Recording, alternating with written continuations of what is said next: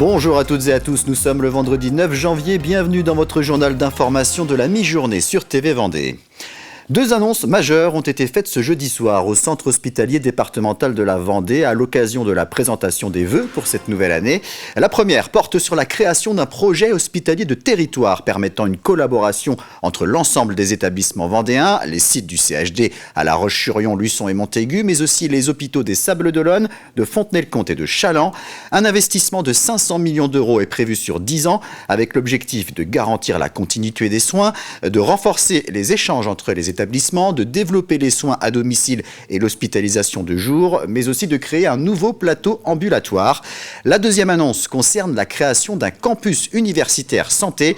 En partenariat avec l'ICES, il permettra de former en Vendée les futurs professionnels de santé. D'abord, c'était de donner de nouvelles conditions de travail pour nos formateurs et pour nos étudiants, puisque malheureusement, depuis plusieurs années maintenant, ils sont dans des locaux complètement inadaptés. Donc ça va être la possibilité d'avoir des locaux modernes, adaptés, fonctionnels, à iso-activité, et puis effectivement de transformer l'essai pour en faire un lieu de renforcement de l'universitarisation. Et c'est vrai qu'une des mesures phares de ce projet, c'est de pouvoir accueillir les premières années de médecine. Donc on va commencer, grâce à l'action de notre ministre de la Santé, de l'université, à avoir 50 étudiants de première année dans les locaux de l'université dès cette année. Et l'objectif pour 2027, c'est d'accueillir ces étudiants dans ce campus pour être à proximité des autres étudiants de santé et d'en faire un vrai campus universitaire santé. Et moi, j'ai souhaité que la place soit plus ambitieuse en fixant les conditions d'accueil à 200. Puisque nous avons aujourd'hui 200, un peu plus de 200 d'ailleurs, Vendéens qui font leur première année de médecine à Nantes. Et il n'y a pas de raison qu'on réussisse progressivement à atteindre cette cible pour faciliter la vie des étudiants. La nuit dernière a été marquée par le passage de la tempête Goretti. Le département a été placé en vigilance orange jusqu'à 8h ce matin. Des rafales de vent de 111 km/h ont été enregistrées sur l'Île-Dieu, 100 km/h à Jars-sur-Mer ou encore 98 km/h à La Roche-sur-Yon. Pas de gros dégâts à signaler. 17 interventions ont été réalisées par les sapeurs-pompiers pour des chutes d'arbres et de lignes électriques. Le service départemental d'incendie et de secours très sollicité en ce début d'année entre accidents de la route, incendies en nombre et des interventions rendu difficile par les conditions climatiques. Les sapeurs-pompiers ont donc dû prendre des dispositions particulières afin de pouvoir intervenir le plus rapidement possible. Le maître mot en pareille circonstance, c'est l'anticipation.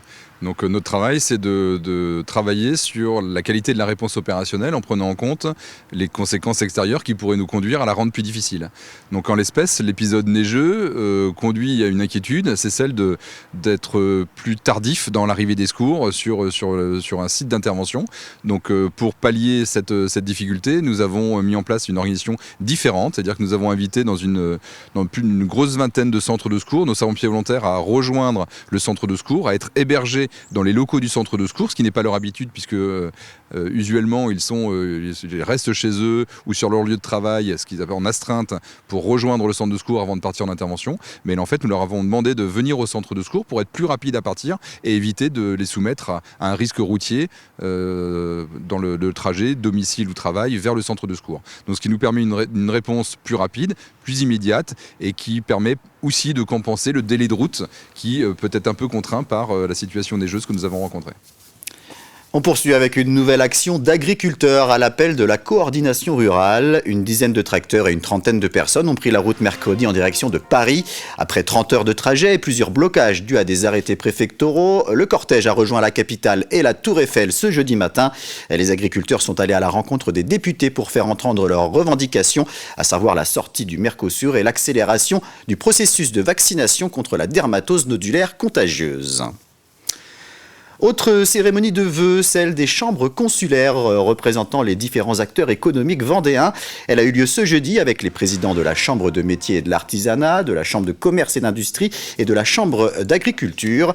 L'occasion de présenter une rétrospective de l'année 2025, mais aussi les perspectives pour 2026 qui débutent dans un contexte économique et politique toujours incertain.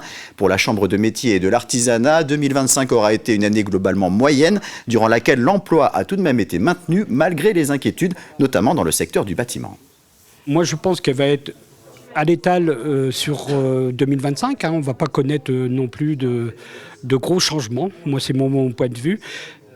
Hormis quand même cette difficulté temporaire de la prime rénov'. que nos gouvernants n'arrivent pas à stabiliser. Et là, il y a, sur ce début d'année, et les organisations professionnelles du bâtiment le diraient encore mieux que moi, il y a cette interrogation sur la prime rénov', quand est-ce qu'elle va revenir et à quel montant. Du côté de la Chambre de commerce et d'industrie, le constat est le même. Malgré les difficultés et les incertitudes, les entreprises vendéennes ont fait preuve de résilience. L'activité ne s'est pas écroulée, mais il n'y a pas eu non plus de véritable dynamique. La saison touristique a été bonne. Le secteur de l'industrie, en revanche, n'a pas connu de rebond. La difficulté, c'est que je suis bien incapable de vous dire que 2026 va être une bonne ou une mauvaise année. Le fait est, c'est que les entreprises s'adaptent à ce contexte incertain et que finalement, on voit que les dégâts sont relatifs. Et là encore, une pensée pour les entreprises en difficulté. Mais il faut aussi savoir qu'il y a beaucoup d'entreprises qui ont vécu des belles années sur 2025 et qui se projettent avec des gros projets sur 2026. Donc la diversité, là encore, de l'économie vendéenne, c'est le grand espoir de cette nouvelle année 2026. Enfin, en ce qui concerne la Chambre d'agriculture, le bilan 2025 est positif pour la filière animale, avec notamment une hausse des cours de la viande et du lait, attendue depuis longtemps. En revanche, les céréaliers ont été touchés par une forte baisse des prix. Entre la gestion et le stockage de l'eau, l'accord avec le Mercosur et la situation sanitaire, les dossiers sensibles sont nombreux. Dans ce contexte, la mission d'accompagnement des jeunes agriculteurs devient d'autant plus importante. On a quand même un peu une chance chez nous dans le département, c'est qu'on a des organisations économiques qui sont aussi en proximité, qui arrivent d'apporter aussi des solutions aux jeunes qui s'installent. On est dans un univers qui est peut-être un peu plus favorable qu'ailleurs, mais qui reste quand même très fragile.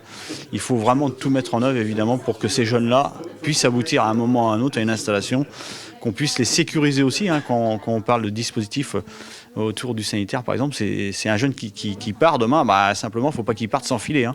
Il faut vraiment qu'on ait tous ces éléments-là pour être sûr qu'il soit encore là demain, qu'il puisse s'épanouir, que la vie de famille, ça se passe bien, etc. et tout ce qui va autour.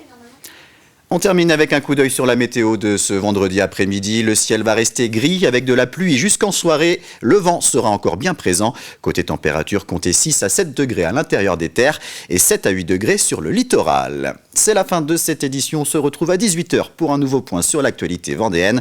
Très bonne journée sur TV Vendée.